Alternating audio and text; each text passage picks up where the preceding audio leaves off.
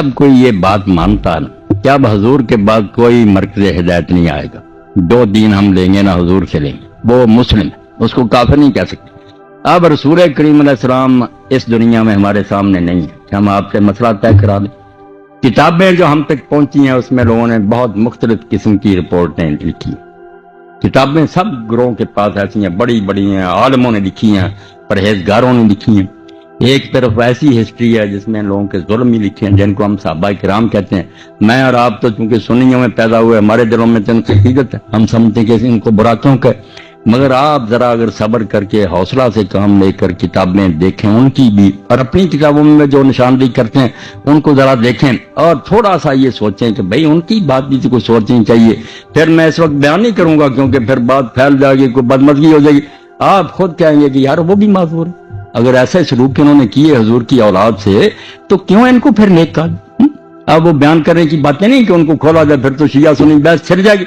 صرف بات یہ کہ جو کسی غریب کو پہنچا نا، وہ نہیں کہتا کہ میں حضور کو نہیں مانتے گا، حضور سے پہنچا یہ لگ، ہمیں یہ پہنچا حضور یہاں ہاتھ باندھتے تھے، ہم اہل حدیث یہ باندھنے لگے۔ حنفی حضرات کو پہنچا کہ ناف کے نیچے بات، کتابوں میں سب باتیں ہیں، کوئی نہیں کہہ سکتا کہ یہ ناف تلے نہیں لکھا یا سینے پر ہی لکھا۔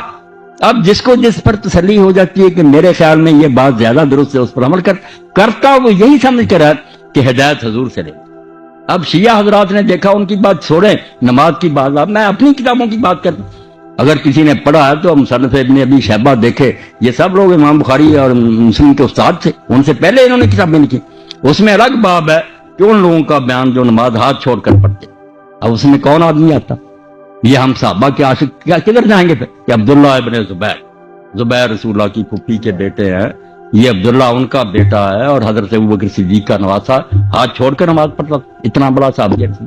اور مدینہ منورہ میں، کوفہ میں، بصرہ میں یہ جتنے ہمارے امام ہیں ان کے جو استاد تھے صحابہ کے بعد ان کو تابعین، مدینہ میں جائیں امام سعید ابن مسیب جن کو سید التابعین کا، صحابہ کے بعد سب سے ہاتھ چھوڑ کر نماز پڑھتے۔ ہماری سنیوں کی کتابوں ہم بصرہ میں جاتے ہیں، حسن بصری اور محمد ابن سیرین یہ ہاتھ چھوڑ کر پڑھتے۔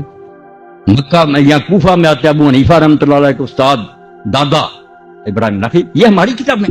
اب کون سی نماز شیعوں کی رگ ہاتھ چھوڑ کر پڑھتے اور کیا ظلم کرتے؟ کوئی بات نہیں، ہماری کتاب میں گواہی دیتی یہ نماز پڑھنے والے بھی صحابی تھے، بڑے بڑے تابعین۔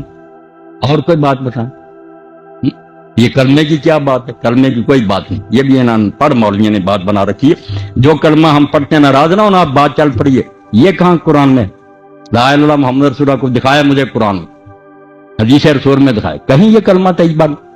یہ دو الگ الگ کلمے ہیں، بالکل ٹھیک ہے، لا الہ کہیں لکھا ہے، محمد ہم نے جوڑ لیے۔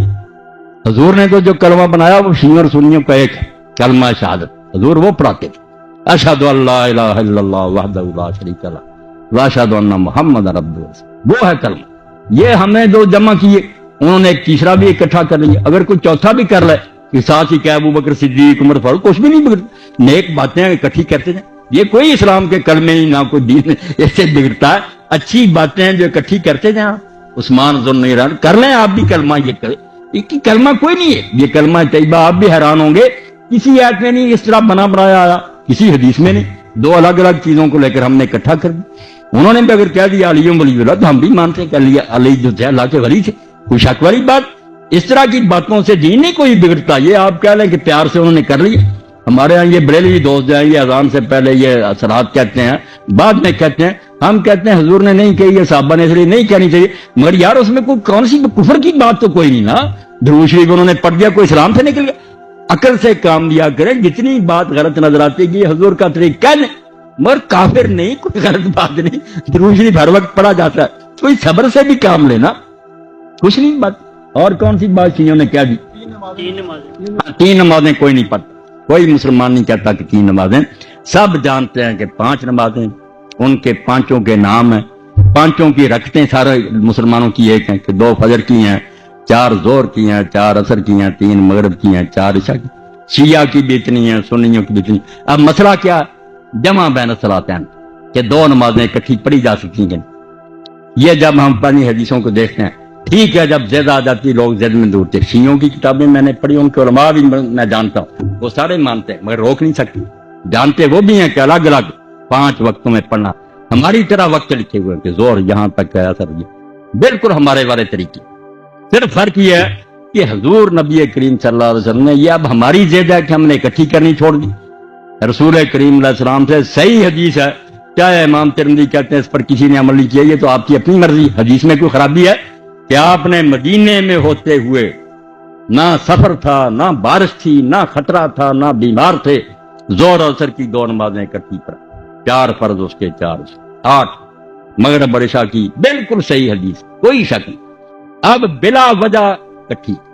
ابن عباس سے لوگوں نے پوچھا، ابو ہریرہ سے پوچھا کہ حضور نے ایسا کیوں کیا؟ جب کوئی مجبوری نہیں فرمایا، اسی لیے کہ امت سے تنگی دور ہو جائے، امت کو پتہ چل جائے کہ اکٹھی کی پڑھ لیں کوئی بات. تو سنت ہے یہ شیعہ جو کرتے، مگر ان کی زیادتی کہ انہوں نے عادت بنا لی. یہاں سے خود یہ شیعہ مسر کے بھی خلاف، ان کی کتابیں بھی یہ نہیں کہتی کہ روز اس طرح پڑھو، 5 اذانیں ہونی چاہیے، 5 وقت ہے، مگر صرف اکٹھی کی جا سکتی ہیں. مسئلہ اتنا تھا کہ جائز ہے اگر کوئی کر لے، ہم نے ضد کر لی کہ کرنی نہیں اکٹھی کی تو کافر ہو جائیں گے. ہم بھی جھوٹے، جب جی چاہے اکٹھی 2 نمازیں پڑھ سکتا ہے، ظہر اثر مغرب عشاء جائز. ان کی وہ ضد غلط ہے کہ روزانہ پڑھنا، یہ ان کے مسلک میں نہیں، ان کی بھی شرارت ہے. کتابیں ان کی نکال کر دکھاؤں گا، ان کے علماء کے فتوے دکھاؤں گا. ہماری طرح 5 اذانیں دیں، 5 وقتوں، اصل یہی ہے. مگر کبھی اگر اکٹھی کو کر لے تو بیٹا اتنی بات تھی کہ وہ جائز. ہم نے ضد کر لی کہ نہیں پڑھنی، انہوں نے کر لی کہ ہم نے جان بوجھ کر اسی طرح پڑھنا، یہ کیڑ بن گئی. مسئلہ اتنا ہی ہے کہ بلا وجہ بھی زور اثر کو مغرب عشاء کو اکٹھی کیا جا سکتا ہے. اس میں نہیں وہ کوئی بری بات کہتے، جو عادت انہوں نے بنا لی یہ غلط ہے. پڑھتے 5 ہی ہم اور 2 کر کے اکٹھی پڑھ لیتے ہیں. ہاں اور کیا بات